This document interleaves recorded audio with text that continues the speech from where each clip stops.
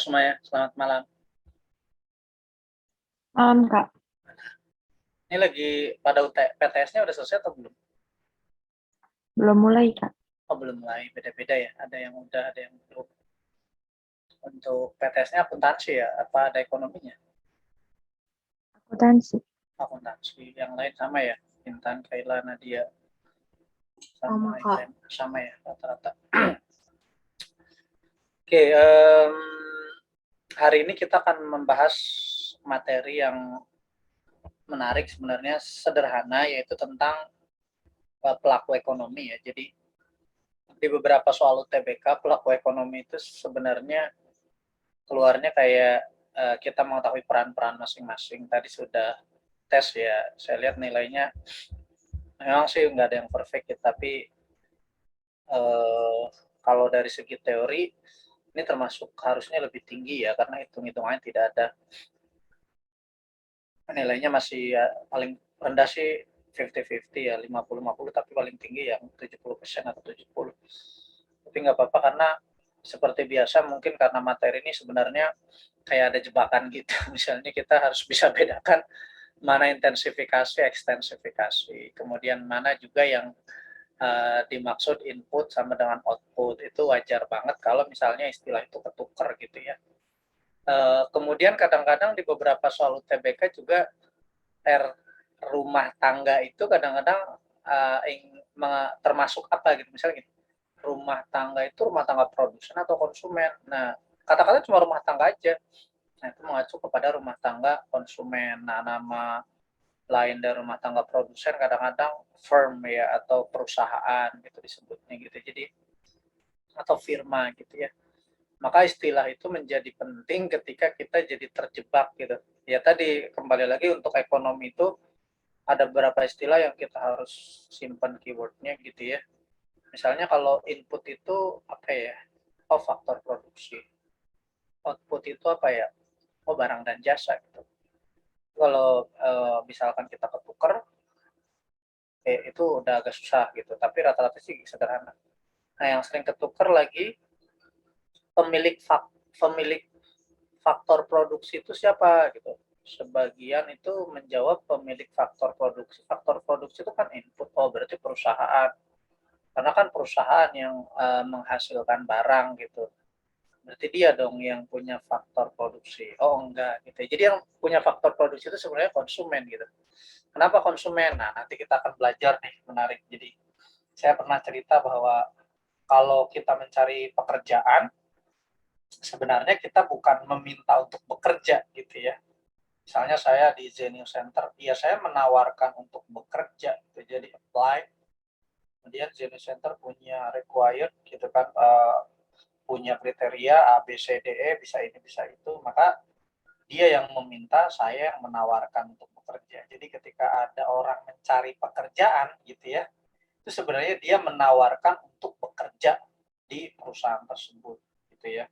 Jadi menawarkan bekerja, jadi menawarkan dia punya kompetensi ini, punya kompetensi itu gitu kira-kira. Oke, itu sedikit untuk pembukaan supaya kita mungkin nanti tidak terjebak ya. Kita mulai aja ke materinya. Seperti biasa, nanti kalau ada pertanyaan di apa namanya, langsung aja boleh gitu ya. Boleh chatbox atau langsung potong omongan saya supaya lebih interaktif. Oke, jadi nanti untuk pelaku kegiatan ekonomi ini, materi ini sebenarnya tadi saya harus kita anggap materi yang sederhana. Asumsinya kita memiliki beberapa istilah-istilah yang harus kita kuasai ya. Kayak misalnya pelaku ekonomi itu siapa aja sih gitu kan. Di awal-awal kita sudah belajar misalnya prinsip ekonomi itu terkait dengan salah satu harus tertentu gitu kan. Sistem ekonomi itu yang berlaku di beberapa negara. Nah, kemudian ada kegiatan menghabiskan barang produksi, ada kegiatan menambahkan barang produksi, menghabiskan barang konsumsi. Nah, untuk kegiatan pelaku ekonomi sendiri itu adalah pihak-pihak ya, atau orang yang melakukan kegiatan ekonomi gitu. Sederhananya kan pasti ada yang namanya produsen gitu kan, ada namanya produsen, ya pasti itu produsen atau penjual deh gitu kan. Tapi pasti ada yang namanya pembeli gitu kan, pembeli gitu kan, atau konsumen. Namun tidak hanya produsen dan konsumen aja, tidak hanya pembeli dan penjual aja gitu ya, tetapi pasti ada lain-lainnya yang menjadi jembatan dari dua pihak ini, yaitu namanya regulator. Regulator ini adalah pemerintah gitu ya. Maka pemerintah, nanti kita akan lihat di mana perannya gitu pemerintah ini sebagai regulator. Ini kan kalau pasarnya dalam negeri, kalau pasarnya dari luar negeri gimana? Oh, itu ada lagi pelaku dari luar negeri.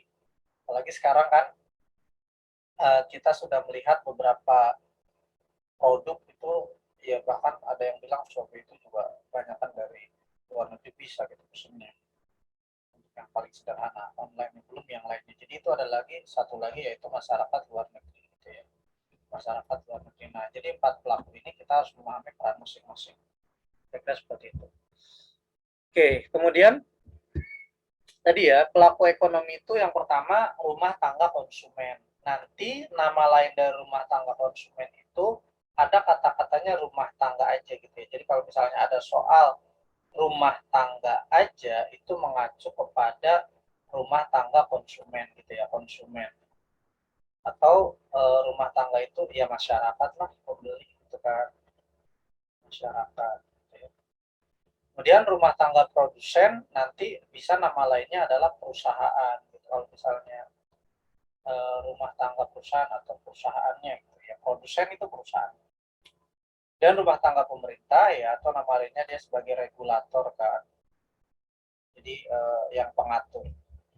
Dan terakhir masyarakat luar negeri atau rumah tangga luar negeri. Tapi spesifik sih masyarakat luar negeri, karena di luar negeri itu bisa jadi produsen dan konsumen.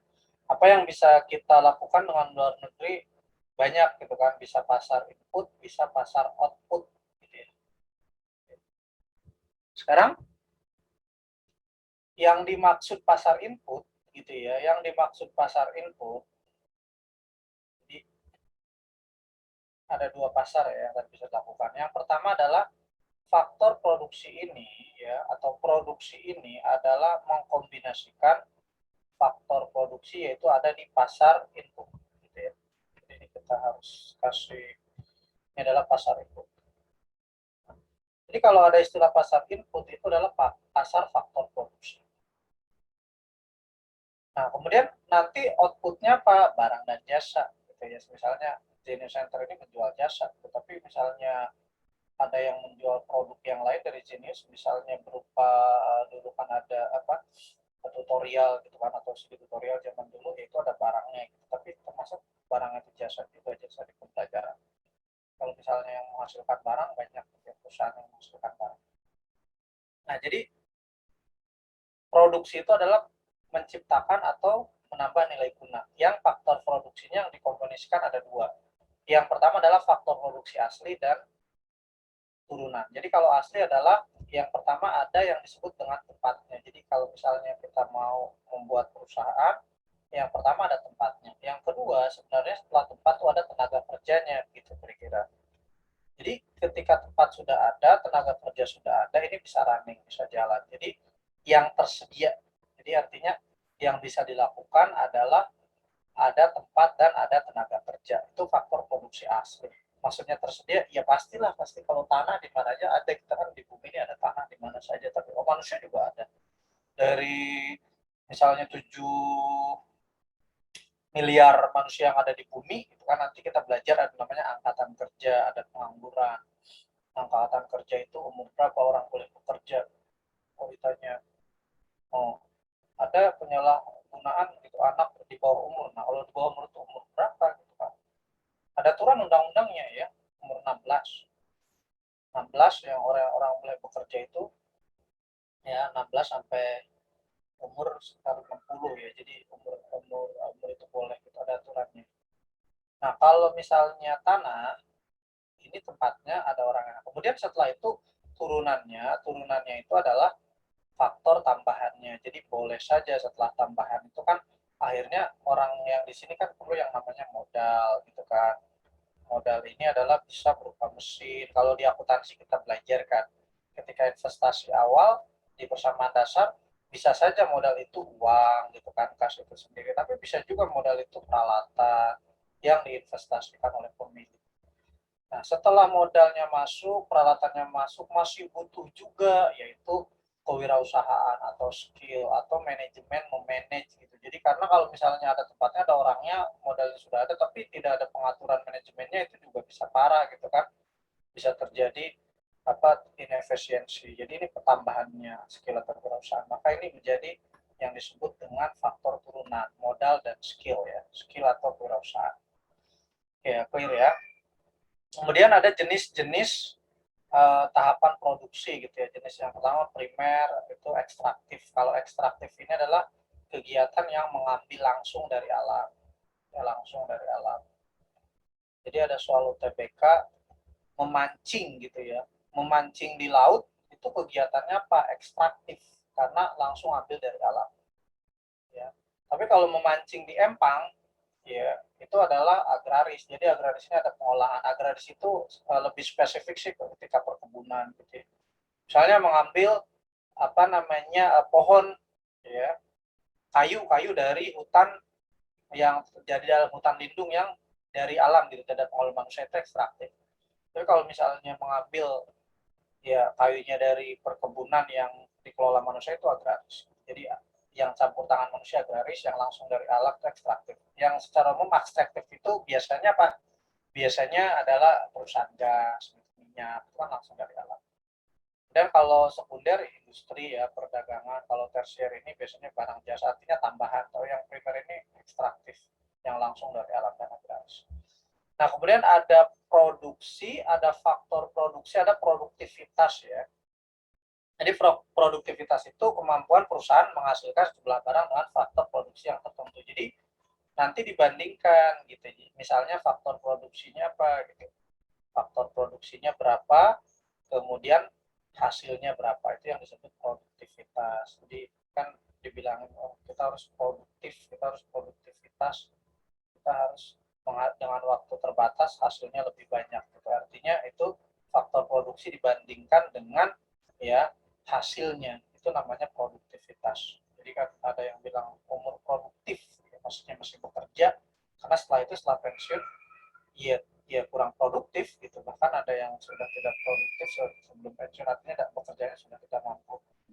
Jadi perbandingan antara hasil input dari faktor produksi dengan output itu namanya produktivitas. Oke ya, clear ya. Selanjutnya ini saya jelaskan dua sistem, dua sektor faktor produksi. Jadi circular flow. Jadi namanya circular flow. Circular flow itu apa? Bagan aliran dari yang namanya rumah tangga produsen ke konsumen atau konsumen ke produsen gitu ya. Nah, memahami circular flow itu jangan terjebak di sebelah kiri konsumen, sebelah kanan produsen, atas ini output, bawah itu input. Ini bisa diputar. Gitu. Yang penting pemahamannya adalah alirannya. Gitu. Yang pertama, begini. Ini namanya kalau dua sektor yang disebut dengan yang sederhana ya. Sederhana. Jadi ya, terdiri dari RTK dan RTV atau rumah tangga atau kegiatan ekonomi tertutup gitu ya. Jadi tidak ada pihak lain. Jadi masih tertutup antara produsen dan konsumen. Jadi kira-kira begini. Yang pertama itu konsumen dulu ya di pasar input. Saya buat nomor satu ya. Sini. Konsumen di pasar input itu menawarkan faktor produksi. Nah, tadi apa sih faktor produksi, Kak? Oke, ulang lagi ya. Faktor produksi ini adalah faktor produksi ya. Tadi kalau terdiri dari alam ya, biasanya saya meningkatnya ATM skill. ATM skill. Alam, tenaga kerja, modal dengan skill. Itu namanya perusahaan. Pertama, konsumen ini menawarkan faktor produksi kepada produsen. Misalnya, ada sebuah ruko. Ruko ini atau tempat ini pasti ditawarkan. Biasanya ada rent ya, for sales. Jadi tempat ini disewakan. Siapa yang menawarkannya?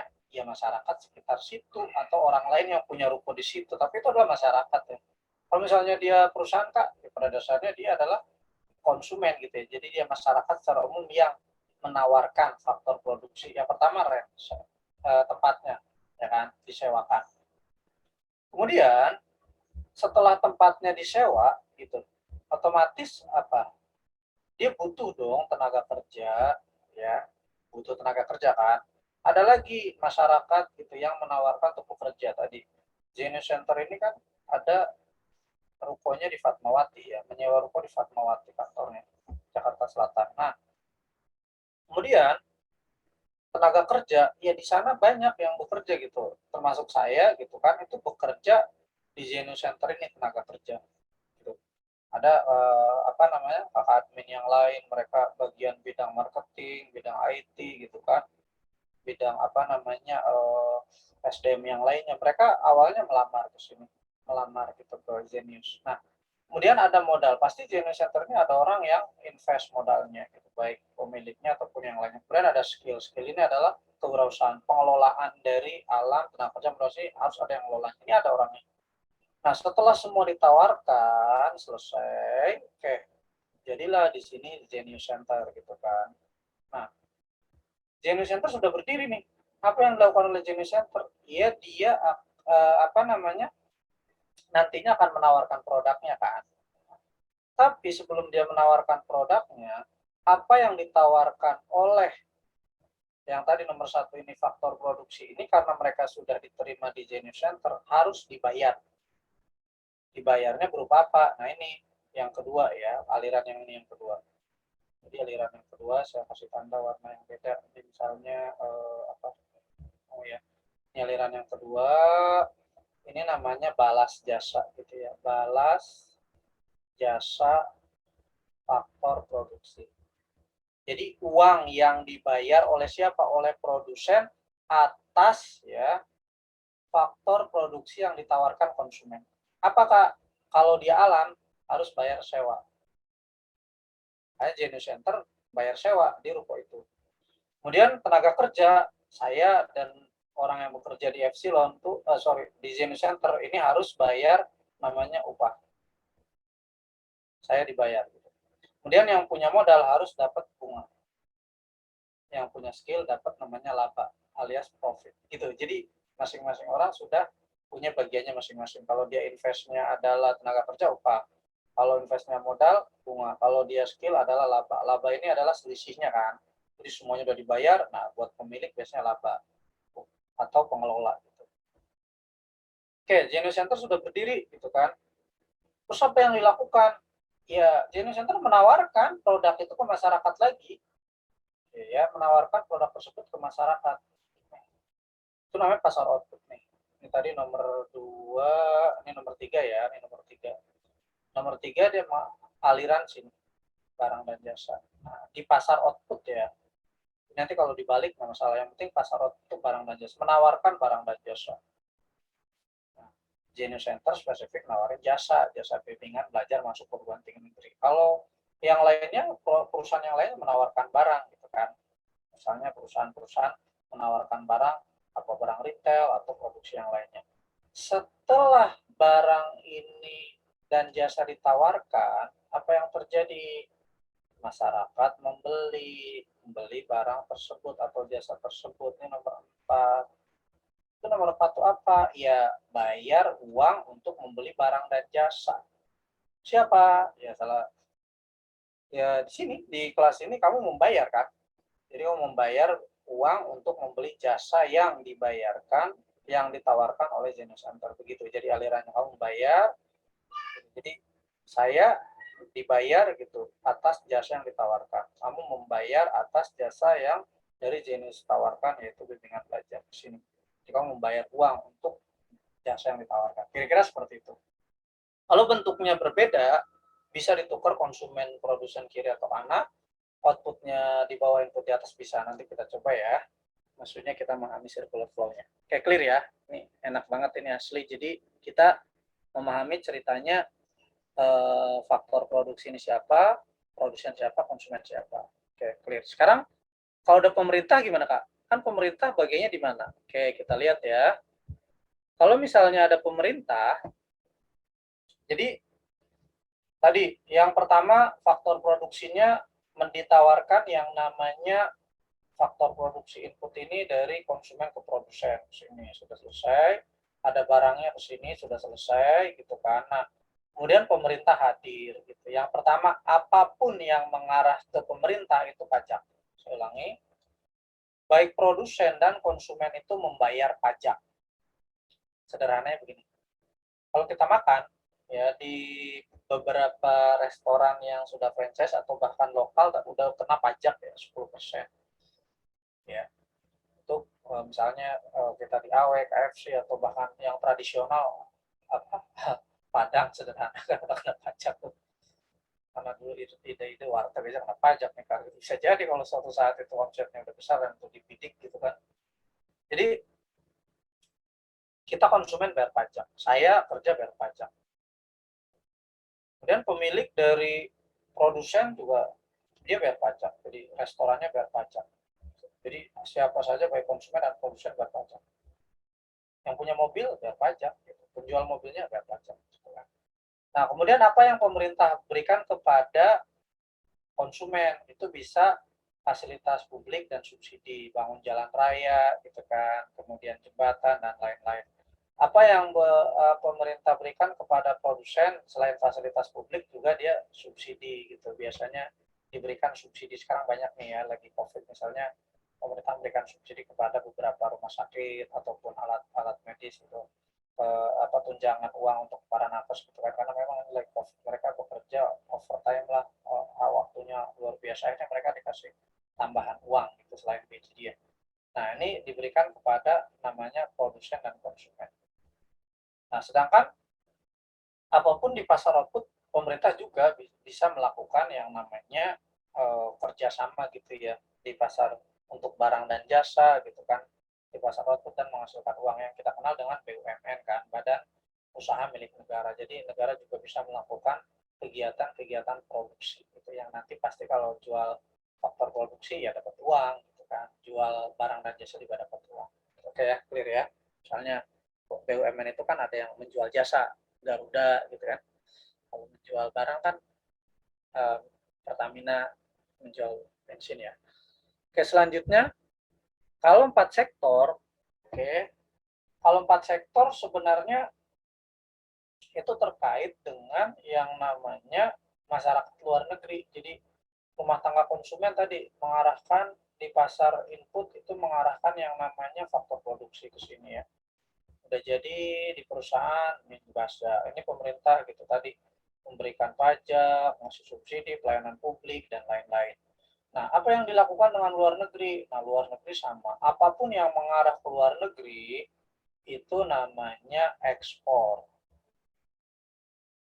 Apapun yang masuk ke dalam negeri itu bisa impor ya, atau pembayaran barang dan jasa gitu dari ekspor.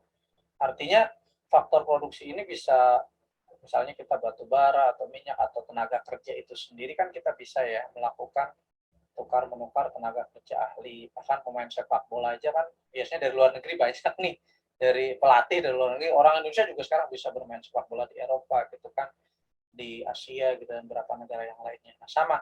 Sekarang kalau barang dan jasa juga sama. Apa yang mengarah keluar yaitu barang dan jasa ekspor. Ini bisa keluar ekspor. Apa yang mengarah ke dalam negeri ya berarti impor. Impor apa saja banyak.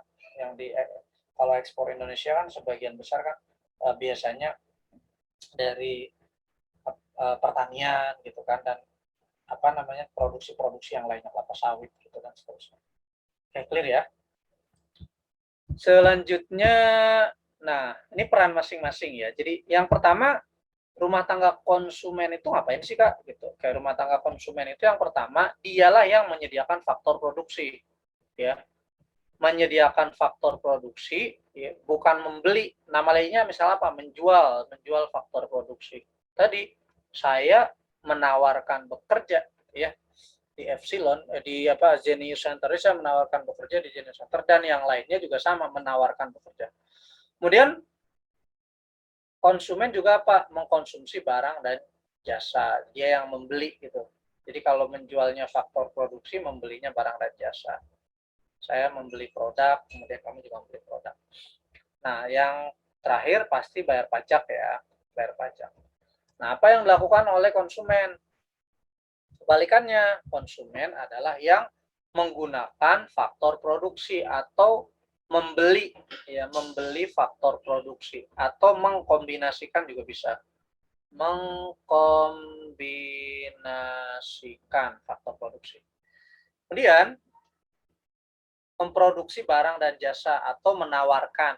Di sini kan yang mengkonsumsi, berarti yang memproduksi atau menawarkan ya. Menawarkan. Jadi kalau di sini yang menawarkan adalah konsumen ini yang menawarkan faktor produksi, di sini yang menawarkan barang dan jasa adalah produsen. Sama membayar pajak. Itu tadi. Kalau urusannya dengan pajak, konsumen bayar pajak, produsen bayar pajak, begitu ya. Beli mobil kena pajak. Pemilik mobilnya juga sudah memakainya kena pajak. Apa aja sekarang kena pajak kan? Karena pajak itu sumber pendapatan negara yang lumayan besar. Oke, sekarang ya agen pembangunan ya, artinya mereka ikut serta menjadi bagian dari pembangunan negara ini. Gitu, sederhana itu. Oke, lanjut yang lebih. Oke. Apa yang dilakukan oleh rumah tangga negara? Pertama, dia selalu sebagai pengatur atau regulator dari perekonomian. Jadi kita kemarin sudah belajar kalau misalnya harganya terlalu mahal, kasihan gitu masyarakat. Tapi kalau harganya terlalu murah, kasihan juga produsennya, petaninya gitu. Jadi kalau kita berpikir produsen itu adalah petani, kasihan kalau misalnya sekarang yang komplain itu kan telur gitu. Telur harganya bisa murah banget. Kemarin juga daripada murah banget bagi-bagi aja ke tetangga gitu. Saya kasihan juga tuh dia udah capek-capek ternak ayam, ternyata khusus telur gitu malah murah banget, 1 kilo di pinggir jalan ada yang sampai 17.000 gitu kan, isinya bisa 17, satunya 1.000, berarti dari sana berapa gitu kan, produksinya berapa. Jadi sebagai regulator. Tapi misalnya harga telur terlalu mahal, kasihan juga masyarakat gitu. Jadi pemerintah hadir sebagai pengatur itu. Pemerintah juga bisa sebagai produsen dan konsumen ya. Tadi ada produsen itu BUMN, badan usaha milik negara. Tapi kalau sebagai konsumen, pemerintah juga bisa melakukan pembelian terhadap barang dan jasa yang ditawarkan oleh masyarakat sebagai pendorong kestabilan ya, jelas ya. Dan sebenarnya apalagi dia penerima dari pajak kan, penerima dari pajak. Karena kan yang bayar penerima pajak. Pemberi subsidi boleh gitu kan, yang memberikan subsidi. Karena subsidi kan dari pemerintah pasti. Nah, tugas masyarakat luar negeri ngapain tadi? Masyarakat luar negeri itu bisa sebagai eksportir dan importir gitu. Kalau kita ekspor berarti mereka impor. Kalau kita impor mereka ekspor. Bisa apa saja, Kak. Bisa barang dan jasa gitu. Jadi sekali lagi tidak terkait dengan barang saja, jasa juga bisa, baik pariwisata. Biasanya kan kalau pariwisata jelas ya, visit gitu. Misalnya Indonesia, enjoy Indonesia, agar orang datang kemudian membeli jasa di sini, pariwisata ataupun jasa secara skill yang lainnya, bisa faktor produksi gitu. Kalau nama lainnya kan kita banyak sekali tenaga kerja yang mungkin masih blue collar worker gitu. Tapi kita mengarah juga nanti kepada tenaga kerja yang white collar worker yang lebih terlatih gitu. Nah, masyarakat luar negeri juga sama berpikir seperti itu. Eksportir untuk faktor produksi iya gitu, pendukung perekonomian iya ya. Jadi tidak hanya barang dan jasa, bisa faktor produksi. Oke, istilah-istilah sekitar produksi ya. Ini yang beberapa istilah gitu ya. Yang pertama adalah ekstensifikasi. Ekstensifikasi ini menambah faktor produksi. Oke, saya pakai cerita sederhananya begini. Jadi kalau misalnya kita punya sawah gitu ya, ekstensifikasi ini agar panennya nambah gitu, misalkan padinya nambah, sini kan kita tanami padi nih, kita tanami padi. Kalau misalnya satu tempat kita menghasilkan misalnya 1 ton, kalau kita mau hasilnya lebih banyak, ya tambahin lagi gitu sawahnya gitu. Jadi 2 kita beli lagi ya, jadi 2 ton kan, begitu kira-kira. Jadi yang ditambah adalah faktor produksi. Ini kan faktor produksi alam ya. Oke, tak tambahin. Atau kalau misalnya bekerja, misalnya ada pekerjaan gitu, 1 orang menghasilkan 1 unit atau 1 orang bisa mengetik misalnya 10 halaman ya. Kalau mau orang hasilnya lebih banyak, orangnya tambahin gitu.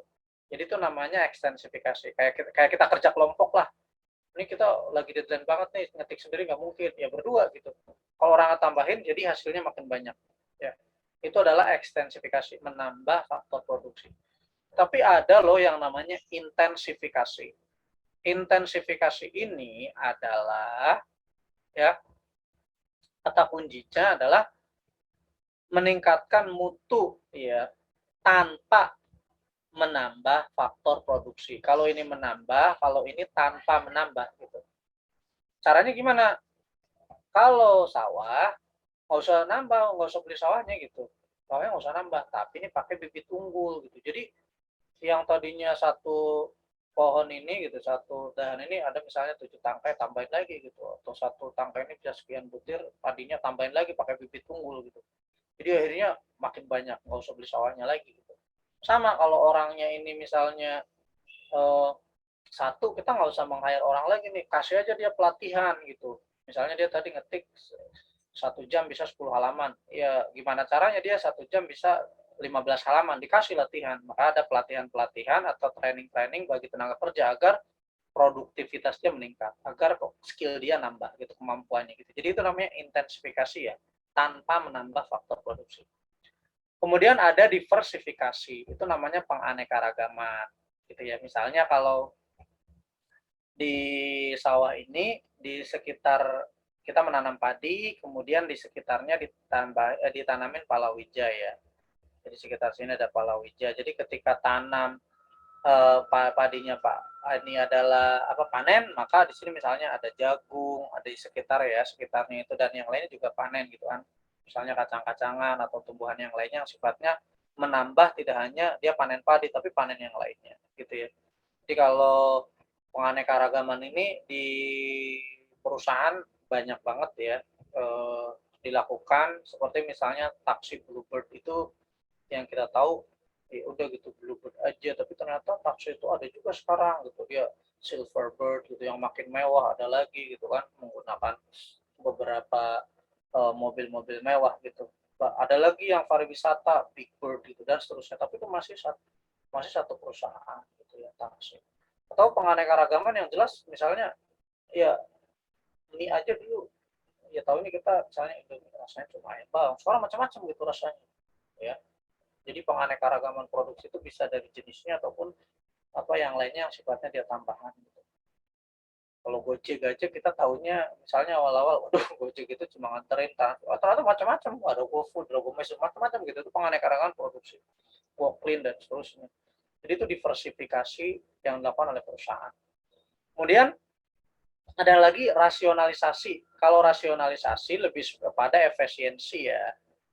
Jadi rasionalisasi itu contohnya misalnya akhirnya terpaksa perusahaan melakukan PHK dan mengganti dengan mesin ya. Jadi itu efisiensi, atau mem-PHK itu karena memang dia ya kondisinya nggak mungkin lagi COVID ini, akhirnya gimana nih, daripada kita bangkrut semuanya lebih baik kita merumahkan, bahasanya merumahkan untuk sementara beberapa orang, itu untuk efisiensi agar kita tetap berjalan produktif. Jadi itu namanya rasionalisasi. Jadi rasionalisasi itu apa saja yang penting efisiensi, akhirnya produktivitasnya lebih banyak selain dari tenaga kerja tadi ya. Kalau mekanisasi benar-benar mengganti faktor produksi dengan modern tadi ya, mesin. Jadi kalau manusia diganti robot, mekanisasi. Tapi kalau misalnya tidak diganti dengan robot cuma alasannya karena efisiensi, ya rasionalisasi, penggantian aja gitu. Kemudian standarisasi, nah untuk standar ya, untuk produk gitu. Jadi kalau tidak salah pernah ada mobil dari Nissan itu yang Juke ya, itu ditarik lagi karena pedalnya gitu berbeda. Itu sempat ditarik juga karena ada sedikit yang rusak dari produk tersebut gitu, tidak standar gitu, mereka akhirnya tarik lagi. Jadi sama, jadi kalau standarisasi, kalau misalnya kita lihat Bank BRI warna birunya seperti itu, tapi kalau misalnya ada satu bank yang warna birunya agak aneh, ya itu nggak standar, biasanya ditarik gitu, karena itu tidak berbahaya sekali bagi perusahaan ini, jangan-jangan Bank BRI-nya palsu nih, harus seperti itu birunya gitu.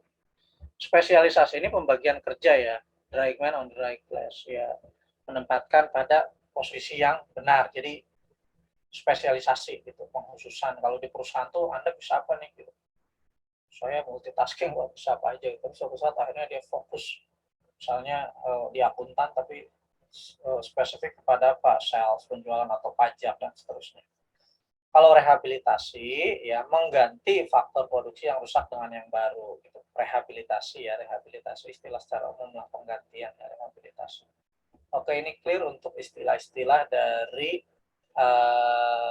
faktor produksi ya, atau istilah-istilah sekitar peningkatan produksi. Yang sering sih ekstensifikasi, intensifikasi, diversifikasi, rasionalisasi. Secara umum minimal istilah ini kita bisa ya. Oke, jadi saya coba rangkum sedikit untuk yang namanya faktor produksi atau apa yang dilakukan oleh produsen dan konsumen, kira-kira seperti ini sederhananya.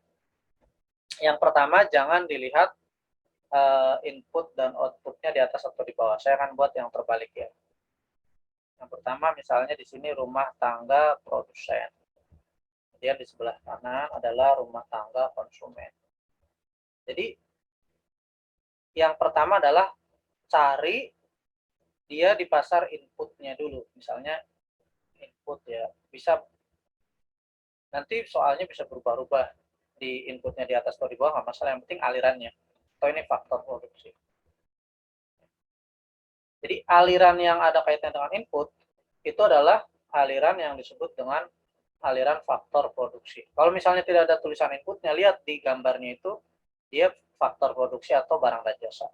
Bisa seperti, nah yang pertama ini tadi menawarkan. Jadi ini nomor satu ke sini dia menawarkan yang disebut dengan faktor produksi. Ini baru. Ini ada ruko ditawarin gitu kan. Ada ruko di sini. Tawarkan nih tolong dong gitu sewa, buat disewa, nih buat disewa for lease for rent gitu kan. Biasanya begitu. Dinawarkan. Oke, udah ada orangnya gitu kan, akhirnya ada yang bekerja di sini dan seterusnya.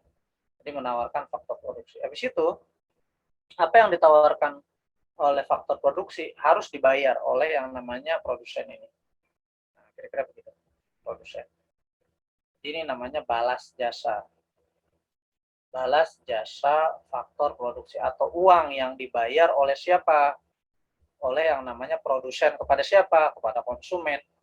Ya, jadi faktor produksi tadi alam, tenaga kerja, modal, dengan skill. Kalau menawarkan alam atau menawarkan sumber daya atau menawarkan tempat, pasti bayar yang namanya sewa. Jadi kita lihat di mana-mana ruko dibangun ya atau dia jual, biasanya banyak kan disewakan. Atau di mall-mall itu kan banyak tuh tempat-tempat disewakan. Kemudian setelah tempatnya ada, pasti ada orang bekerja. Nah, orang kerja ini minta upah bayaran. Ada orang invest modalnya, pasti dapat bunga. Nah, level manajemen atau perusahaannya pasti dia namanya laba. Laba itu profit ya. Ini yang menjadi dasar perhitungan pendapatan nasional metode penerimaan nanti ya. Jadi sewa upah bunga. Oke, sudah tempatnya sudah ada ya, orangnya sudah ada yang bekerja di sini gitu. Akhirnya dua ruko ini menawarkan gitu. Yang satu menawarkan jasa misalnya gitu kan. Dari Genius Center menawarkan jasa, sebelahnya Genius Center ini menawarkan barang, misalnya restoran gitu ya. Nah, sama akhirnya apa? Mereka menawarkan kan. Jadi di sini dia menawarkan di pasar output. Di pasar output ini dia menawarkan. Ini penawaran apa? Barang dan jasa. Barang dan jasa apa yang dibuat oleh mereka gitu. Di sini dia menawarkan barang dan jasa. Ini namanya pasar output. Jadi pasar output itu terdiri dari menawarkan barang dan jasa, kemudian ya uang ya untuk membeli barang dan jasa tersebut. Nah, akhirnya apa? Akhirnya ditawarkan barang dan jasa, kemudian datanglah gitu kan sebagian masyarakat ke sini. Itu adalah uang yang diberikan untuk memberikan barang dan jasa. Dan ini adalah uang. Masuk tadi ya, jadi akhirnya dari sosmed melihat produk Zenius Center, tawarkan dari sini. Datang kan, bayar. untuk membayar produk tersebut. Nah, kemudian kalau ada pemerintah atau rumah tangga negara, apa semua yang mengarah ke pemerintah itu pajak. Perusahaan bayar pajak, kemudian konsumen juga bayar pajak. Apa yang rumah tangga negara berikan kepada konsumen? Ya, kalau konsumen biasanya adalah pelayanan ya atau service, bangun jalan raya, bisa juga subsidi ya, bangun rumah sakit. Apa yang rumah tangga negara berikan kepada produsen, yaitu subsidi gitu ya. Dan kalau ada kaitannya dengan luar negeri, apa saja yang mengarah kepada masyarakat luar negeri itu adalah ekspor. Bisa yang diekspor ya, ekspor. Apapun yang masuk ke dalam negeri itu adalah impor. Jadi seperti itu kaitannya dengan circular flow ya. Oke, clear ya. Oke, kita akan bahas soal. Ada pertanyaan nggak untuk konsepnya dulu, untuk soal-soal itu? Bisa ya, istilah-istilah aja. Atau misalnya ada yang mau diskusi atau ada tanya jawab boleh gitu kan, sharing santai. Karena apa? Materinya sebenarnya nggak susah sih ini. Yakin. Oke, sekarang kita bahas deh. Pelaku ya, ini gampang ya. Ibrena Gloria, gimana ini? Tadi jawabannya benar nggak? Atau pendapatnya apa nih? Tadi kejebak nggak? Halo, Ibrena ada nggak? Biar diskusi. Ada. Kaila deh, Kaila. Kaila boleh. Kaila Suririanto. Gimana Kaila? Tadi kejebak nggak?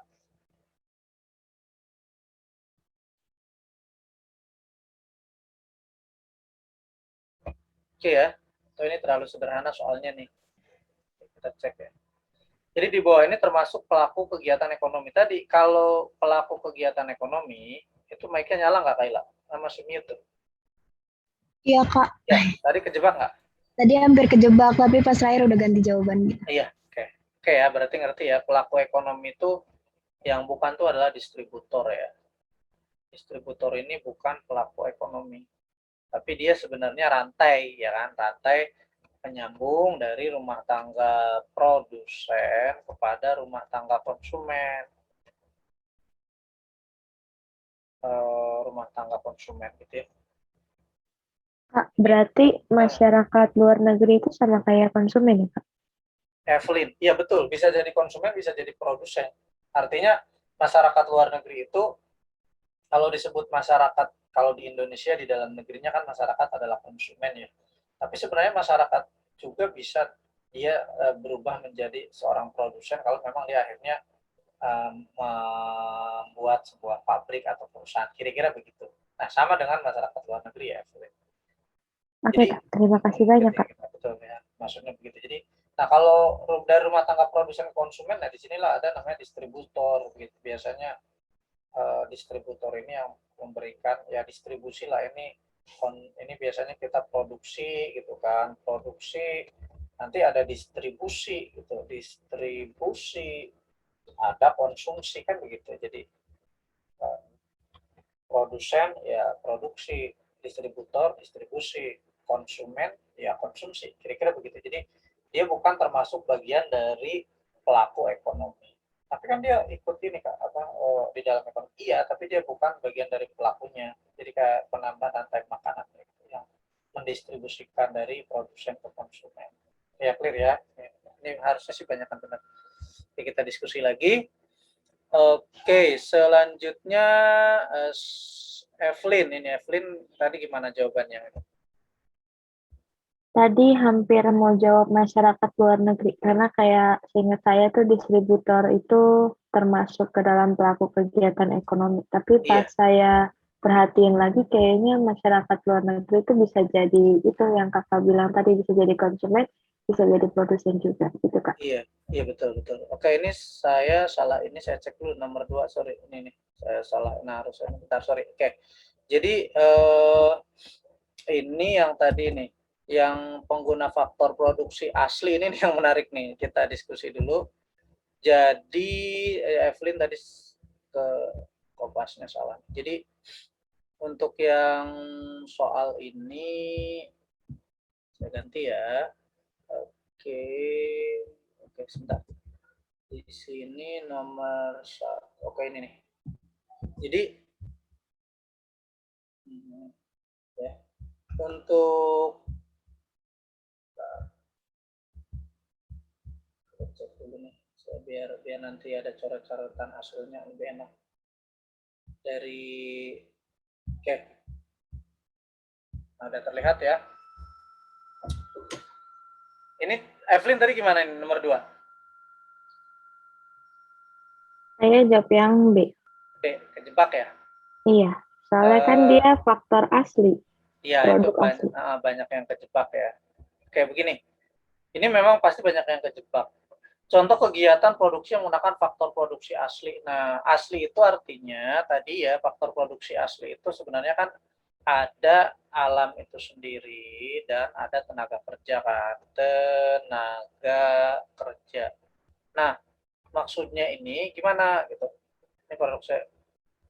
Ini adalah faktor produksi yang ada di alam dan bisa langsung dikerjakan. Kira-kira begitu. Jadi ini tersedia, bahasanya begitu, tersedia gitu ya, tersedia di alam. Jadi yang pertama, seorang pengusaha memproduksi pakaian jadi. Ini untuk pengusaha ini tambahan ya. Jadi dia faktor produksi tambahan karena apa? Ada skill untuk membuat pakaian jadi ini. Maksudnya skill adalah kemampuan untuk membuat pakaian jadi ini nggak sederhana ya. Jadi tidak semua orang mampu menjadi penjahit. Kira-kira begitu cara berpikirnya. Kemudian menjahitkan pakaian juga sama. Kan semua ibu bisa menjahit. Ya belum tentu. Ini ada skill yang harus diberikan gitu. Jadi ini tadi tenaga kerja atau modal gitu atau skill gitu ya. Jadi kemampuan yang harus dipelajari, bukan langsung bisa. Seorang nelayan menangkap ikan di laut. Ini juga sama kan, nelayan menangkap ikan di laut, berarti alam dong Pak. Ini juga sama gitu. Nelayan menangkap ikan di laut ini juga ada skill, kemampuan dipelajari gitu. Bahkan kayak mancing aja nggak semua orang bisa dapat gitu kan. Jadi itu adalah pekerjaan yang harus dipelajari.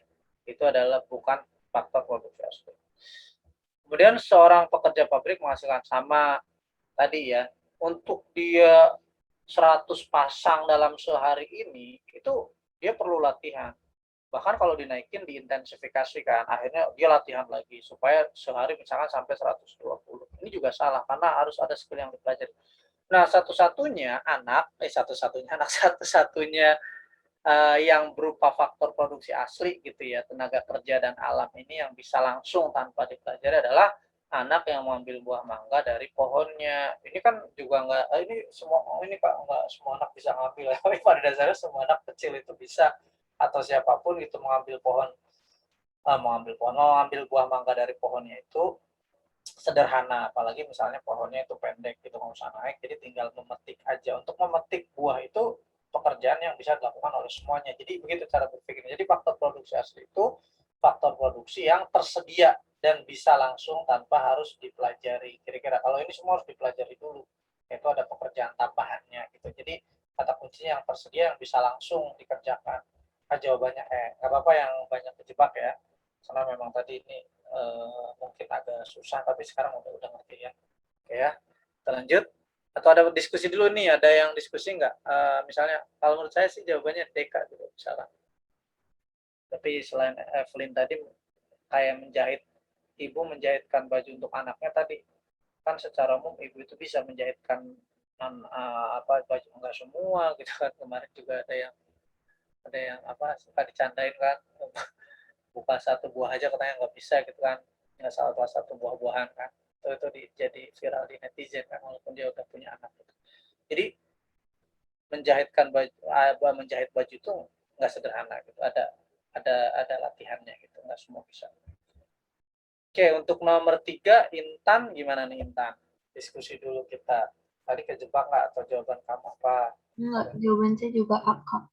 Oh, ekstensifikasi ya. Kenapa? Bukan jawabannya adalah intensifikasi atau yang lain? Karena dia bilang menambah cabang gitu. Oh, menambah buka cabang cabang. ya. Oke, Iya, jadi membuka bahasanya. cabang gitu ya. Jadi tadi misalnya pada feed ini membuka usahanya awalnya di sini gitu ya tadi. Jadi pada dasarnya tadi manusia itu keinginannya itu akan terus menerus ya. Jadi dia punya satu cabang ya, ayam bakar misalnya di satu tempat gitu. Dia kan punya restoran di sini. Pertama dia satu, kemudian buka lagi di kota lain. Yang kedua gitu.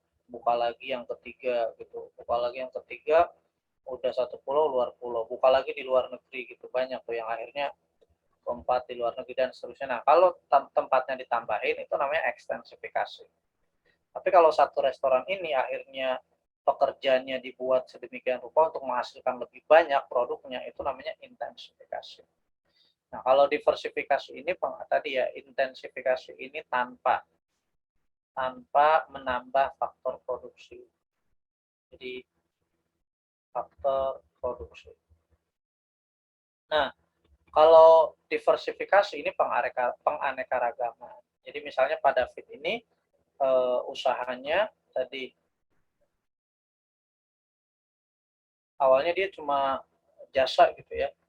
Tadi yang pernah saya cerita gitu, apotek itu ternyata ada dokternya loh. Klinik itu ternyata ada obatnya gitu. Jadi penganeka yang tadinya kita tahu bahwa apotek itu menjual obatnya ada dokternya gitu. Dia membuat diversifikasi gitu, penganekaragaman dari produk dia gitu. Bahkan beberapa produsen sekarang kita lihat yang terbaru itu katanya PLN itu bukan penjual listrik lagi sekarang, dia udah jual internet gitu, provider internet dan lain sebagainya, karena mereka melakukan penganekaragaman ya. Jadi yang dijual itu nambah gitu. Kalau restoran biasanya dia selain menjual makan minum, ternyata ada juga restoran jual ada oleh-olehnya di situ, ada juga makanan ringan dan lain sebagainya yang packaging gitu kan. Itu namanya penganekaragaman. Oke, kalau restrukturisasi tadi ya itu adalah organisasi. Jadi restrukturisasi itu kayak penggantian organisasi atau organisasinya itu dibuat yang baru gitu. Nah, sekarang kalau ada yang kejebak ekspansi, ini memang tidak saya salahkan juga dalam pengertian konsep, karena memang kalau ditanya ada berapa jawaban untuk soal ini ekspansi, tapi sebenarnya salah. Kenapa? Karena ini terkait dengan peningkatan usaha atau peningkatan produksi. Kalau ekspansi itu namanya perluasan ya. Bahkan cenderung ekspansi itu tidak hanya usaha gitu. Ekspansi menambah. Ketika Belanda atau negara Eropa yang lainnya akibat revolusi industri kan kita tahu bahwa mereka melakukan ekspansi kan, perluasan terhadap apa? Penjajahan. Kadang-kadang ekspansi itu bisa di sejarah itu kita tahu bahwa mereka melakukan ekspansi tidak hanya melakukan perdagangan aja yang terkenal 3G itu kan, yang akhirnya Glory, Gospel sama Gokan itu yang mereka lakukan ekspansi, memperluas wilayah gitu. Jadi wilayah kalau spesifik ekstensifikasi menambah usaha, atau ekspansi ini artinya lebih luas lagi, perluasan. Kalau misalnya kejebak ya gitu, itu ada yang mungkin kejebak B, tapi ini terkait dengan produksi. Artinya ini ekonomi gitu ya, soal dari ekonomi. Kalau misalnya yang lain mungkin ekspansi itu selain ekonomi kan artinya perluasan, melakukan ekspansi. Clear ya? Oke. Selanjutnya lanjut Nadia boleh. Tadi gimana Nadia? Ayo faktor produksi apa aja? Jadi, saya jawab yang D juga kalau nggak salah. Profit ya? Oke, benar ya. Oke, sekarang Nadia, kalau rent itu berasal dari faktor produksi apa? Alam ya. Alam, oke. Atau apa, resources ya. Kalau bunga? Itu tenaga. Bukan. Apa? Yang apa namanya? ATM skill tuh. Yang modal. Oke, modal ya. Modal. Kalau profit? Itu dari yang tenaga. Bukan yang skill. Skill ya, skill atau wirausaha. Kalau apa? Sewa? Sewa yang alam. Alam ya. Bukan. Alam. Ya, Oh iya, nama lainnya kan. sama kan? Oke, alam. Gak apa-apa nih biar nanti terlihat, jangan sampai kita kejebak nih. Kalau wages tadi apa? Dari apa? Tenaga. Tenaga kerja ya. TK tenaga kerja. Jadi kalau kita menjawab A dan E itu udah jelas terjebak karena ini istilah yang sama ya. Sewa, rent itu sama. Nggak mungkin kan jawabannya sama. Maksudnya jawabannya ada dua gitu, ganda. Nggak mungkin banget. Nah di sini yang terlihat ciri faktor input merupakan penerimaan balas jasa, penyerahan faktor produksi diterima oleh pemilik kemampuan skill. Ya, jadi nama lainnya adalah skill atau kewirausahaan. Itu yang dia dapat adalah yang disebut dengan laba. Nama lainnya adalah profit. Nah, sedangkan kalau alam, nama lainnya tadi sewa ya. Sewa atau rent. Tenaga kerja, nama lainnya adalah upah atau wages. Kemudian tadi skill adalah kemudian modal, dia dapatnya adalah bunga. Nama lainnya adalah interest. Sunflower ya, suka ada yang tertukar bunga bank itu interest. Jadi beberapa istilah tentang ekonomi nanti kalau ketemu interest ya menarik ya, interest kan tertarik, interest ini adalah istilah di ekonomi ya terkait dengan namanya bunga. Jadi kalau bunga yang ibaratnya yang kita tahu adalah misalnya bahasa Inggrisnya flower, itu hati-hati kalau nanti bergaul atau nanti kamu jadi anak ekonomi atau akuntansi harus ngerti gitu kalau bunga bank itu bukan flower of bank gitu kan, interest. Ada yang suka bahasa Inggris itu suka ada joke itu, ada orang di Australia gitu kan mau nabung di bank nanyanya how much itu flower of bank kan, jadi ada sebenarnya interest gitu, bunga banget berapa gitu, bunga itu interest. Jadi ketika sudah semua diberikan itu masing-masing porsinya sudah ada gitu. Jadi kalau dia melakukan skill atau kewirausahaan ya dapatnya laba. Laba itu kan selisih apa antara pendapatan dan beban. Kita belajar akuntansi ya di kelas 12. Artinya ini sewanya udah dikeluarkan, tenaga kerjanya udah digaji, yang punya modal udah dibayar bunganya. Ya sisanya buat dia, itu kan laba. Pendapatan kurang beban. Bisa banyak, bisa sedikit. Ya namanya pemilik usaha itu, kewirausahaan itu manajemen, dia adalah dapatnya laba. Oke ya, clear ya. Oke lanjut. Nah ini selanjutnya ada yang belum jawab siapa nih? Raisa, boleh Raisa? Raisa Zahra kejebak nggak tadi? Oh, enggak, Kak Sati. Tadi saya yang A. Yang A ya. Jadi produktivitas itu apa? Berarti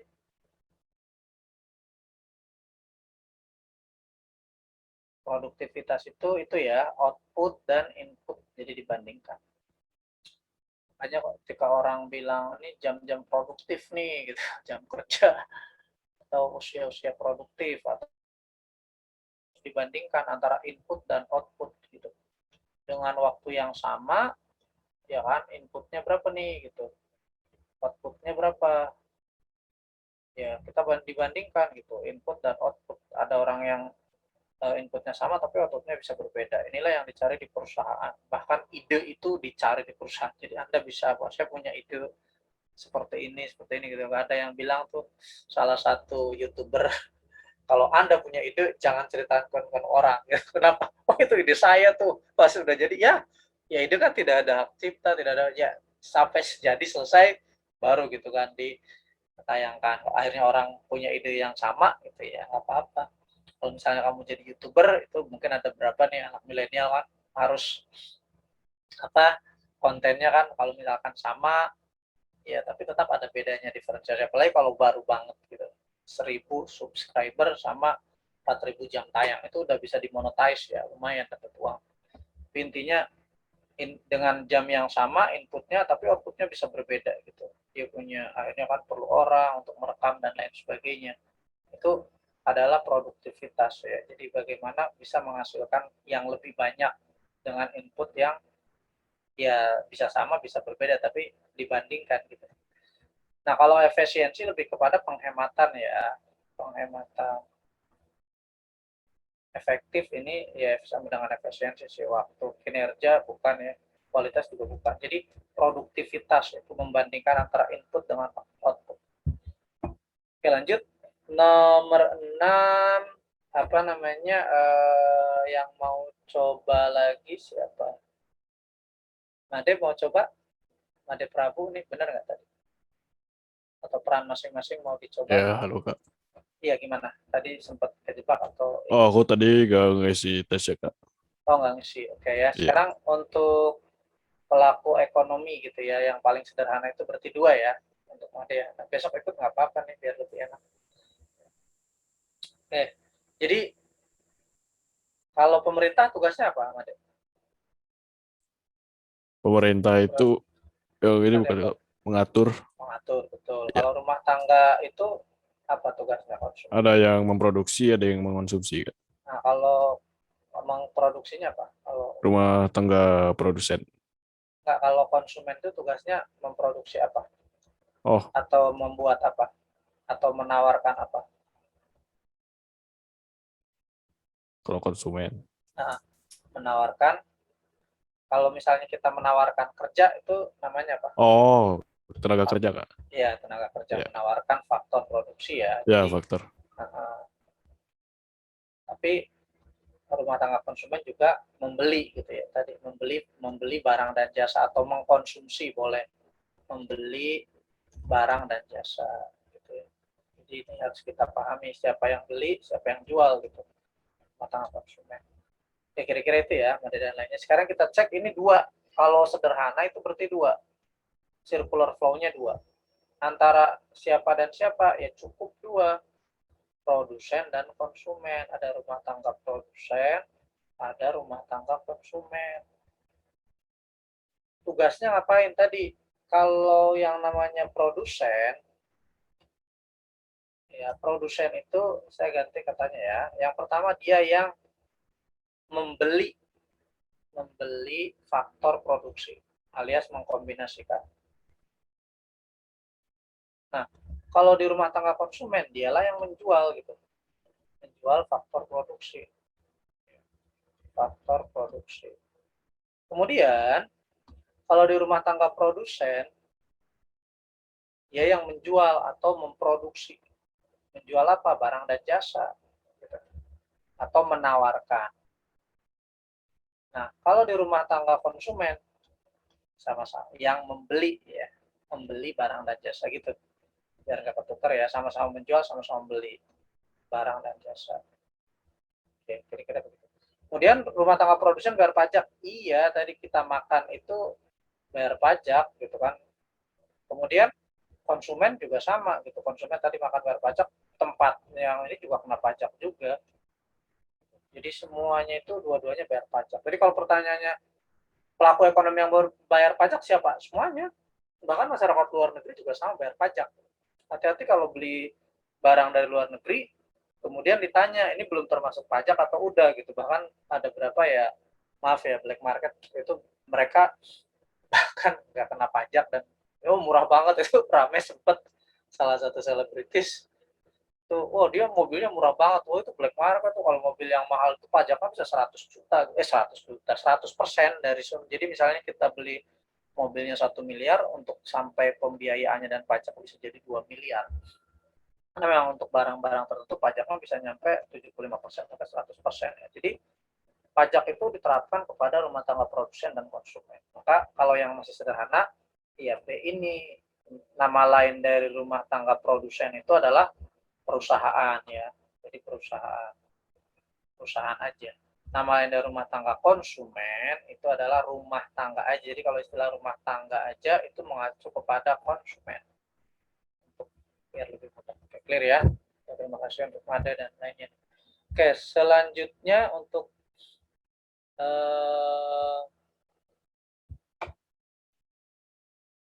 Nadia udah ya, udah semua ya. Ada yang belum jawab nggak mau nyoba nggak? Udah semua ya. Oke. Nah, kita lihat nih. Dalam ilmu ekonomi rumah tangga. Nah, tadi ya, kalau rumah tangga itu mengacu kepada siapa sih Kak? Gitu kan. Rumah tangga ini hati-hati. Ini rumah tangga produsen atau konsumen? Ini konsumen. kata-katanya soal asli di UTBK-nya begini gitu. Jadi nanti kalau ada istilah rumah tangga ya konsumen maksudnya. Konsumen itu siapa ya? Masyarakat. Ngapain masyarakat itu? Kayak ini yang kata kuncinya kan. Yang pertama, dia menjual di pasar output. Salah banget nih. Kalau yang menjual di pasar output itu adalah produsen. Jadi kita kenal lagi pasar input itu apa? Ini adalah faktor produksi. Faktor produksi itu apa saja tadi? Alam, tenaga kerja, modal, sama skill. Ini urusannya siapa sih? Atau yang punya siapa sih? Pasar input ini yang punya adalah rumah tangga konsumen yang memilikinya. Nah, kemudian rumah tangga produsen gitu yang punya pasar output. Pasar output itu terdiri apa? Barang dan jasa. Jadi kayak apa sih yang dijual gitu? Jadi yang dijual kita terusnya jual gitu. Yang dijualnya ya gitu kira-kira. Ini yang dijual di rumah tangga konsumen adalah barang dan jasa. Yang dijual rumah tangga konsumen apa? Faktor produksi. Maka kalau dia menjual di pasar output ya dan membeli di pasar input, ini rumah tangga produsen. Membeli dan menjual di pasar output ya nggak bisa membeli apa gitu. Kalau membeli dan menjual di pasar output dia harus satu. Gitu. Kenapa? Karena sudah ada bagiannya masing-masing. Kalau produsen ini ya dia yang bikin barang gitu. Konsumennya yang salah. Ini menjual dan membeli pasar output tidak bisa gitu. Kenapa? Ya sederhana gitu. Bisa nggak sih dia sebagai pemilik, sebagai pekerja? Ya nggak ada. Ada juga banyak. Ya kan dia kalau masih kecil, iya sih kalau dia sebagai pemilik, dia sebagai tenaga kerja. Tapi kan dia juga bukan sebagai pembeli. Jadi misalnya bolehlah dia pemilik bisa jualan bakso. Dia yang bekerja juga bisa. Tapi kan nggak mungkin dibeli sama dia juga gitu. Jadi yang beli tetap orang lain gitu ya. Jadi tidak bisa dia membeli dan menjual di pasar input dan output. Membeli dan menjual baik di perusahaan output maupun tadi ya katakannya sama aja CDE ini gitu salah. Nah yang benar adalah membeli di pasar output dan menjual di pasar input, ini namanya rumah tangga konsumen. Sedangkan rumah tangga produsen itu yang menjual apa? Barang dan jasa di pasar output, dan membeli ya membeli apa? Membeli faktor produksi di pasar input. Sekali lagi, kalau kita membuat circular flow atau diagram sederhana rumah tangga produsen dan rumah tangga konsumen, maka kita lihat alirannya aliran yang mana gitu. Jadi misalnya tiba-tiba ada aliran begini. Ini aliran apa nih gitu? Rumah tangga produsen, aduh, ke konsumen, sorry ketukar. Saya buat ya ini ya, so, nih saya jadi konsumen. Dari rumah tangga produsen ke konsumen ini aliran apa sih gitu? Ya kalau tidak ada input outputnya nggak bisa dijawab gitu. Dulu ada soal, nah ini nggak bisa dijawab kalau kecuali di sini ada tulisannya nih, boleh gitu. Tidak ada input, tiba-tiba ada tulisannya, misalnya ini adalah faktor produksi gitu, balas jasa. Oh ini benar nih gitu, balas jasa faktor produksi, berarti ini di pasar input. Tapi dengan gambar yang sama nih, kalau belum ada inputnya ini bisa jadi aliran apa? Barang dan jasa gitu. Karena kan produsen nawarin gitu. Jadi dilihat input dan outputnya. Kalau alirannya sama, ya tapi di pasar input. Yang ini berarti input ya. Ini input. Tapi kalau yang barang dan jasa ini output. Dengan aliran yang sama ya. Jadi gambarnya seperti itu. Jadi bisa jadi produsen ini menjual barang dan jasa, membeli atau mengkombinasikan faktor produksi, atau dia membayar balas jasa. Oke ya. Clear ya. Lanjut nomor 8. Ini juga sama ya. Berikut peran yang dimainkan oleh rumah tangga konsumen dan pemerintah. Nah, kalau udah belajar bisa Kak, gampang. Oke. Diulang-ulang nanti ya kalau ketemu soal yang sama. Pertama, menyediakan barang untuk dikonsumsi. Ya enggak lah, ini tugasnya siapa? Menyediakan barang, rumah tangga produsen. Membayar pajak. Ya, membayar pajak sekali lagi siapa saja, bisa rumah tangga produsen, bisa rumah tangga konsumen. Menyediakan subsidi, oke ini boleh. Ini siapa? Ini pemerintah ya, rumah tangga ini pemerintah nih. Ya, rumah tangga negara. Membayar pengguna. Nah, kalau membayar pengguna faktor produksi, dia yang bayar. Ini balas jasa, ini rumah tangga produsen. Membayar pengguna, ini rumah tangga produsen. Dan menghasilkan jasa, ini juga rumah tangga produsen menghasilkan jasa. Tapi kalau menghasilkan faktor produksi, itu berarti konsumen. Menghasilkan barang dan jasa dan memberikan subsidi. Nah, kalau menghasilkan barang jasa, rumah tangga produsen. Memberikan subsidi betul banget rumah tangga negara atau pemerintah ya. Tapi di sini kita lihat nih kata kuncinya. Dia nanya rumah tangga produsen aja. Rumah tangga produsen ngapain sih? Menyediakan faktor produksi gitu ya. Atau menjual gitu, boleh menjual faktor produksi itu boleh.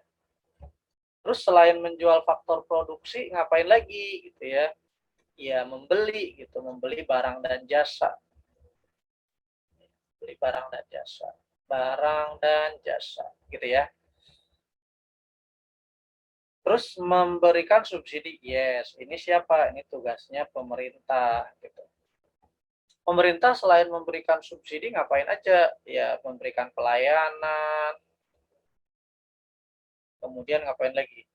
Dia juga bisa penerima dari pajak, kan yang semuanya bayar nih, mereka yang menerima pajak. Kira-kira begitu.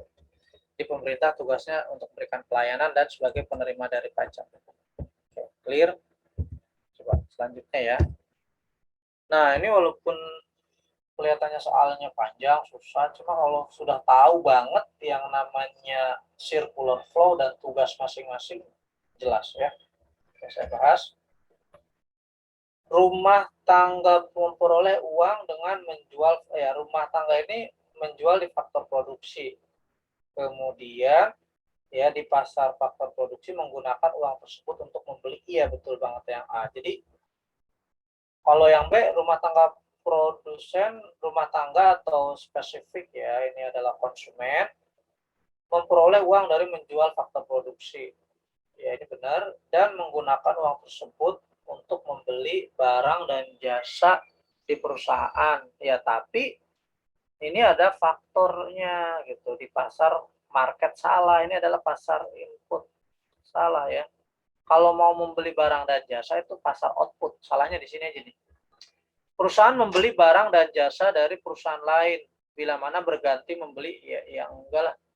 Ya perusahaan membeli barang dan jasa itu adalah rumah tangga produsen ya. Perusahaan memperoleh uang dari menjual faktor produksi rumah tangga, ini betul. Dalam pasar faktor menggunakan uang tersebut membeli barang dan ini sama, ini salahnya di sini nih. Pasar market ini adalah input, harusnya di output ya, salahnya di sini. Rumah tangga membeli faktor produksi, ini salah, harusnya menjual gitu.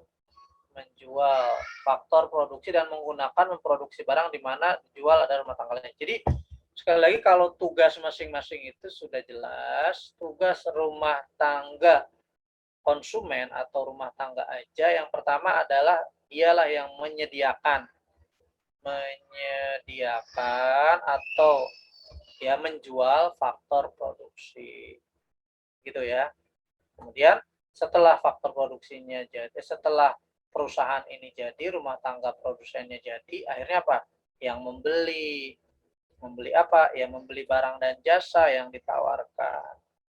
Jadi kita buat sederhana tadi, Genius Center lah yang menyediakan faktor produksi. Saya melamar di faktor produksi ini, ya kan? Kemudian Anda datang gitu kan, membeli ya faktor produksi jasa yang ditawarkan oleh Genius Center, itu kan membeli jasa. Ya kan kita sama-sama masyarakat nih. Cuma saya sebagai tenaga kerja di sini, ya ini sebagai masyarakat dari yang membeli barang dan jasa. Kemudian kita semua adalah pembayar pajak. Oke. Nah ini nomor 10 terkait dengan, ada kaitannya sih dengan materi berikutnya ya. Cuma ini saya taruh soalnya supaya ada yang berbeda atau punya pemahaman lain terkait dengan marginal product. Ini bagian dari produsennya. Nah, di ekonomi kalau ada kata marginal, nanti banyak ya. Marginal ini artinya tambahan. Marginal product, marginal utility, marginal cost, marginal revenue, dan marginal yang lainnya itu adalah tambahan. Ya.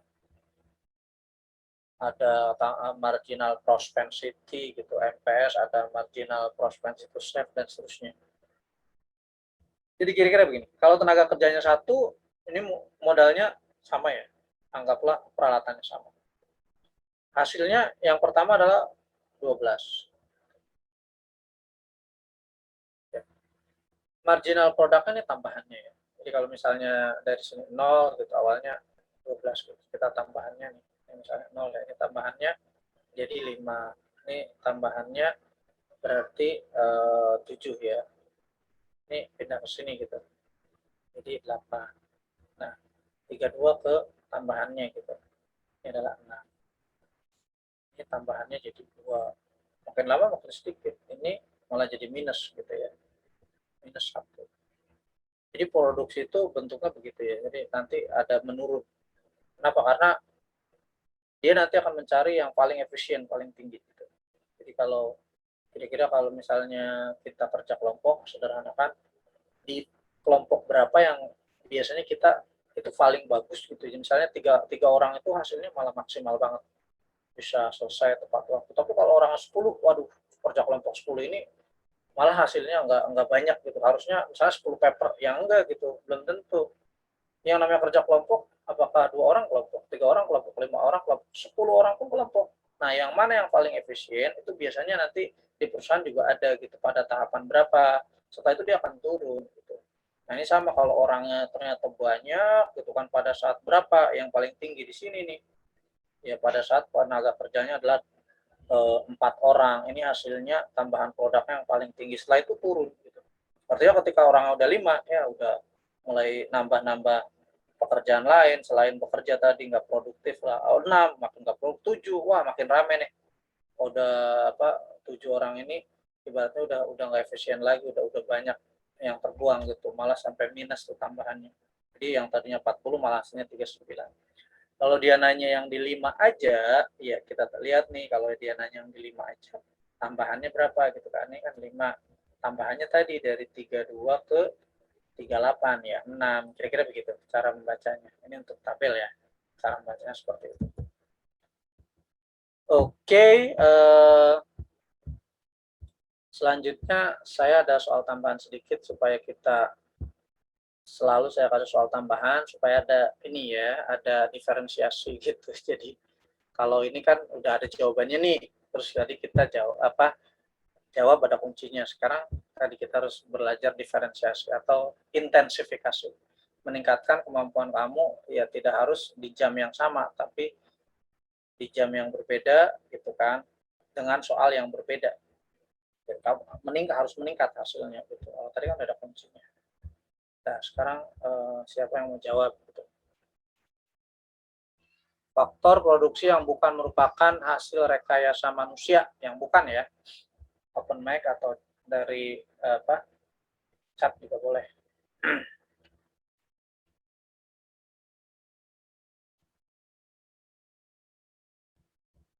Berarti faktor produksi apa? Raisa mau jawab? Kayak ini masih mute. Tanah bukan Kak? Ya. Aturan UTBK-nya apa? Ingat nggak? Oh, yang A itu 1, 2, 3 ya Kak? Nah, terus kamu jawabannya apa, Raisa? A, B, C, D, E apa jawabannya?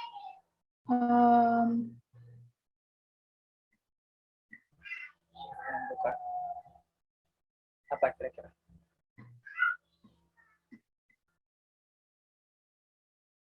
Kalau satu aja kan nggak bisa nih, bukan A, bukan harus apa?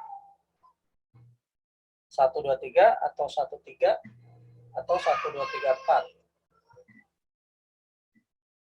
1, 3 Ya, 1, 3 itu apa?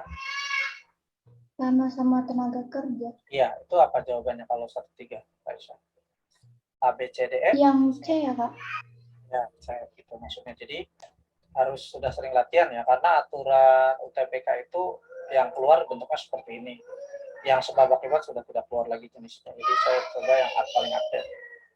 Nah, kalau yang bukan hasil rekayasa berarti yang asli gitu ya, faktor produksi asli tadi ya. Kalau alam, tenaga kerja, modal, sama skill, maka alam dan tenaga kerja inilah yang faktor produksi asli gitu ya, asli. Nah kalau yang modal sama skill ini yang turunan alias bisa direkayasa gitu kan. Kalau yang ini asli, yang bukan rekayasa. Clear ya? Oke, bagus untuk Raisa. Yang lainnya boleh. Sekarang selain Raisa. Ini agak susah isokuan. Ada yang mau coba isokuan? Ini materi buat berikutnya. Isokuan ada yang pernah dengar nggak? Isokuan adalah kurva yang menggambarkan kombinasi dua macam faktor produksi yang memberikan titik-titik yang sama. Apa? Yang pernah dengar isokuan?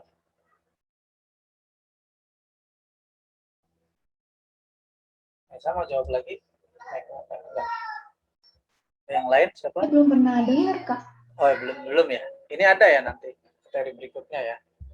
Kalau belum ada, oke, itu namanya hasil ya. Nanti kamu belajar di pertemuan berikutnya tentang isokuan, isokos, different curve, budget line dan seterusnya. Ini hasil yang sama. Oke, nggak apa-apa, lanjut. Coba apa nih? Ini soal UTBK juga nih. Silahkan coba.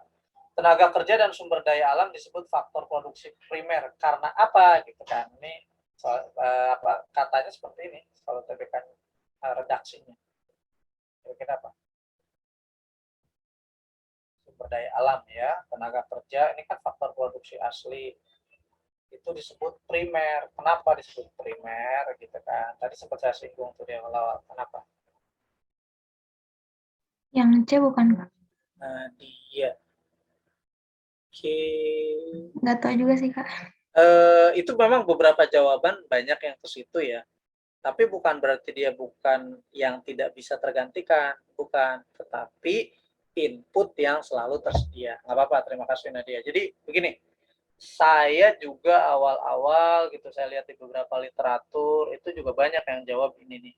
Karena kita kira bahwa ada tenaga kerja gitu kan, dengan ada orangnya, ada alam dan orangnya, itu adalah yang tidak tergantikan. Bukan, sebenarnya itu yang selalu tersedia. Artinya tadi tanahnya itu pasti ada dan tenaga kerja itu manusia pasti ada. Jadi banyak orang yang mencari pekerjaan kan bahasanya begitu. Sementara lowongan kerja sedikit. Jadi ini tenaga kerja pasti ada di negara manapun. Artinya ini yang selalu tersedia.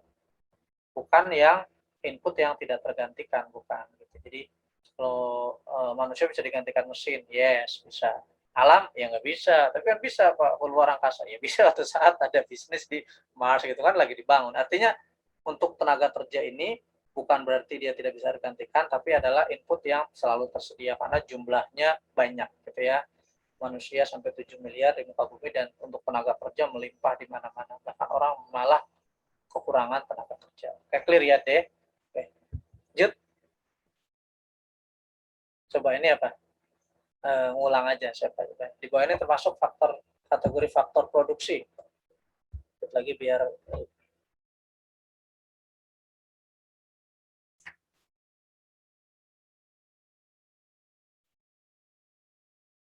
4 ya, Kak.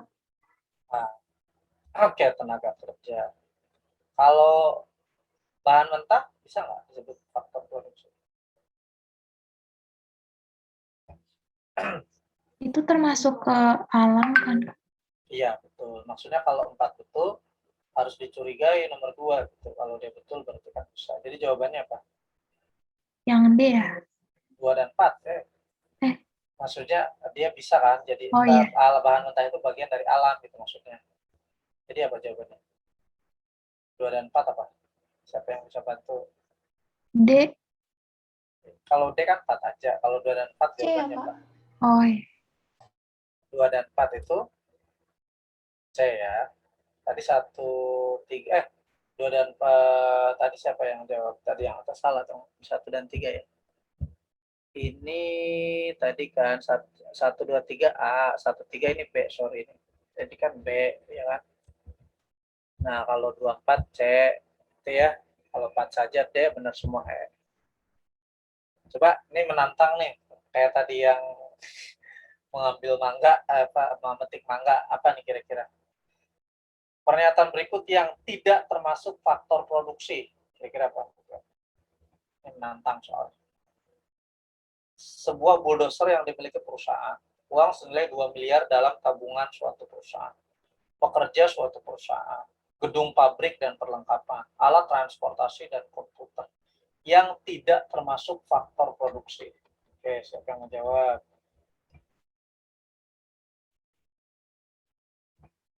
Yang tidak. Kira-kira Yang D bukan, Kak. masih salah. Coba lagi, gedung kan masuk ya kan? Bagi gedung ini bisa masuk kepada di alam, dia tenaga kerja sama modal. Dia juga masuk ke, kalau gedung, kalau perlengkapan dia masuk bisa ke modal kan. Gedung juga bisa menjadi modal. Ingat kalau di akuntansi, investasi awal dari pemilik bisa berupa perlengkapan dan juga gedung, gitu kan. Jadi kalau pemilik menginvestasikan uangnya, itu kan kasnya bertambah, kemudian modalnya bertambah. Pemilik menginvestasikan perlengkapannya sama, gitu. Jadi bisa jadi perlengkapan, gitu ya, peralatan. Dia masih salah. Apa kira-kira? Gedung juga boleh.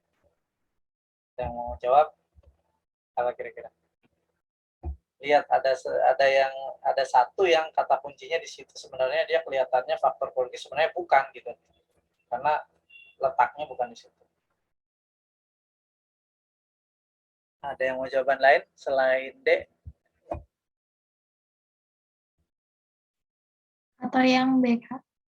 Ya betul, yang B, Nadia. Kenapa yang B, Nadia?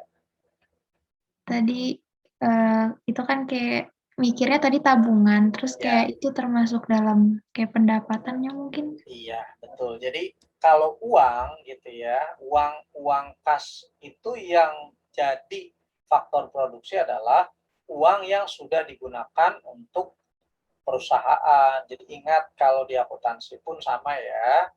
Ketika pemilik menginvestasikan uangnya untuk usaha dia, ya betul uang perusahaan bertambah, kas bertambah kan. Kemudian modal juga bertambah, modal perusahaan. Di akuntansi kan seperti itu, kas bertambah, modal bertambah. Ketika dia menginvestasikan uangnya loh. Tapi kalau uangnya ini tidak ada di perusahaan, ya bukan faktor produksi. Jadi ini adalah tabungan. Ini bukan faktor produksi. Jadi walaupun milik perusahaan, kecuali ini ditabungkan untuk dapat bunganya buat perusahaan, beda lagi. Itu namanya deposito atau dibelikan saham.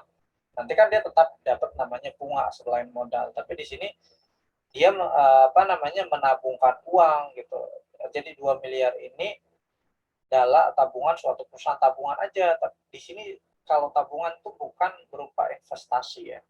Kalau investasi itu misalnya dia melakukan deposito ataupun melakukan pembelian dari saham dan lain sebagainya yang sifatnya memang mempunyai returnnya. Yang jelas dia tidak ada di perusahaan. Kalau uangnya ada di perusahaan, uang yang digunakan untuk membeli perlengkapan benar. Jadi bulldozer itu benar bisa jadi modal, pekerja tenaga kerja gedung bisa jadi modal, alat transportasi dan komputer bisa jadi modal, gitu ya. Jawabannya B. Oke, satu soal lagi mungkin masih ada biar lebih.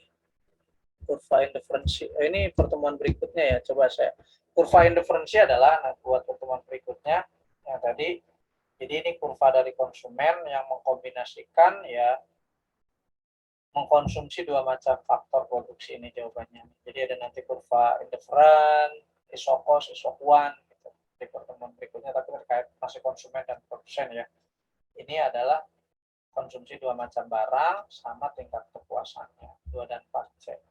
Oke, seru sekali untuk hari ini. Jadi kita banyak mengenal istilah-istilah mulai dari faktor produksi itu input dan output, dan juga ada namanya beberapa istilah diferensiasi, gitu kan, diversifikasi, kemudian intensifikasi, mekanisasi dan lain sebagainya. Oke, itu aja untuk hari ini. Tetap semangat semuanya, sukses selalu dan jangan lupa tetap belajar terus gitu ya. Mudah-mudahan untuk PTS-nya tadi lancar semua dan kita tetap belajar terus untuk UTBK ini. Itu dari saya, sekian. Terima kasih, selamat malam semuanya. Malam Kak, makasih Kak. Makasih Kak.